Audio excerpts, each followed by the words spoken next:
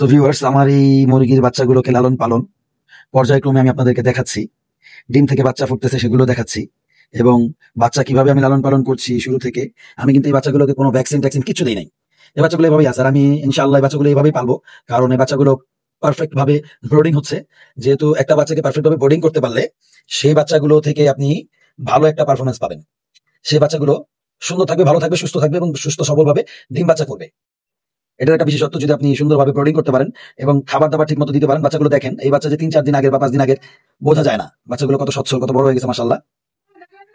আর এই বাচ্চাগুলো মাশাআল্লাহ বড় হয়ে গেছে।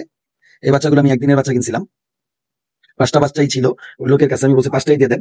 দুটো একটু দুর্বল ছিল, মাশাআল্লাহ এখন সুস্থ হয়ে গেছে। উনি বলেছিল সবগুলোই পুরুষ। আমার কাছেও তখন মনে হয়েছে সবগুলো পুরুষ, কিন্তু এখন মনে হচ্ছে যেন আমি হয়তো বা 2টা বা 1টা, অন্তত একটা আমি মেয়ে মুরগি পাইছি, মাদি মুরগি পাইছি আর কি। আশা করি এগুলো দিয়ে আমি প্রজনন করানোর চিন্তা ভাবনা আছে আমার। আমি অল্প কিছু দিনের ভিতরে এগুলো ফিট খাওয়ানো বন্ধ করে দিব, আউটসোর্স খাবার খাওয়ানো শুরু করবো এগুলোকে। আমার এই ভিডিওগুলো আপনি পর্যায়ক্রমে আপনারা পেতে থাকবেন, কিভাবে কি করতেছি। আমি এখন থেকে এই বাড়িতে খামার করতেছি বা এই এই মানে কৃষি বিষয়গুলো নিয়েই এখন থেকে বেশিরভাগ আমি ভিডিও তৈরি করব। আপনারা দেখবেন, আমাকে ফলো করবেন, কিছু শিখতে পারবেন, আবার আমি আপনাদের কাছ থেকে কিছু শিখতে পারবো। অনেক সময় অনেক প্রশ্ন থাকতে পারে আপনাদের কাছে, কারণ আমার চেয়ে অনেক ভালো ভালো বড় বড় খামারিরা আমার এই ভিডিও দেখতেছেন। আপনাদেরকে ধন্যবাদ। আপনারা আমাকে অবশ্যই পরামর্শ দিবেন যদি কোনো পরামর্শ চাই। ভাই, মানুষের পরামর্শ লাগতেই পারে, কারণ সবাই সব জানতা না। আমি সব জানতা না, আমি এখনো কিছুই শিখি নাই, সবাই মাত্র শুরু করছি। পর্যায়ক্রমে কিভাবে কি করি, কার কাছ থেকে কিভাবে হেল্প নিচ্ছি, সবকিছু আমি আপনাদেরকে পর্যায়ক্রমে দেখাবো। দেখতে পারবেন আমি কিভাবে কি করি, কে কিরকম পরামর্শ আমাকে দেয়। ওনারা দুজন রেস্ট নিচ্ছে, আর বাকিরা খাওয়ার চেষ্টা করতেছে। ওনাদের তো মজাই মজা, খাবার পাইয়া খায়া টুকলা করে লাইছে।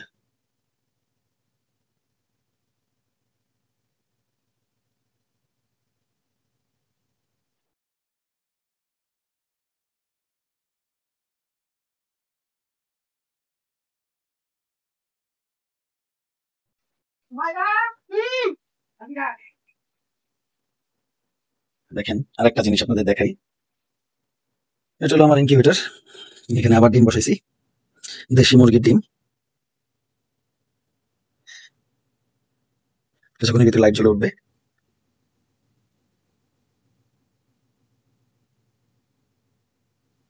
এটা আমার ইনকিউবেটর, আমার নিজের হাতে তৈরি। 5-6 দিন আগে আমার এই হাঁসের বাচ্চাগুলো এখানে ফুটছে, এই ইনকিউবেটরের ভিতরে। এদের ডিম থেকে বেরোয়েছে 5-6 দিন আগে। দেখেন এদের অবস্থা, মাশাআল্লাহ।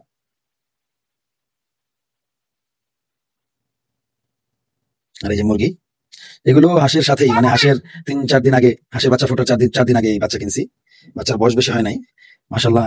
ফিট খাওয়াইলে বাচ্চা সুস্থ থাকে, ভালো মানের ফিট খাওয়াইতে হবে, তাহলে বাচ্চা সুস্থ থাকবে। দেখেন এই যে বাচ্চাটা এত অসুস্থ ছিল, ও ডিম থেকে ফোটার পর ও উল্টায় ছিল।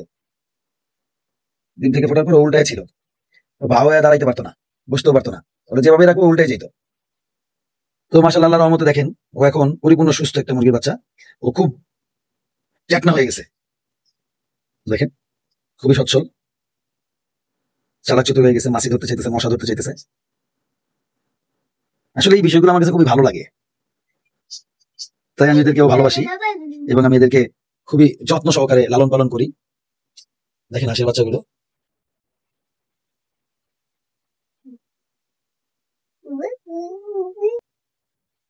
আমার এই ভিডিওগুলো আপনাদের ভালো লাগলে অবশ্যই লাইক, কমেন্ট, শেয়ার করবেন, সাবস্ক্রাইব করবেন। ধন্যবাদ সবাইকে। আসসালামু আলাইকুম ওয়া রাহমাতুল্লাহ।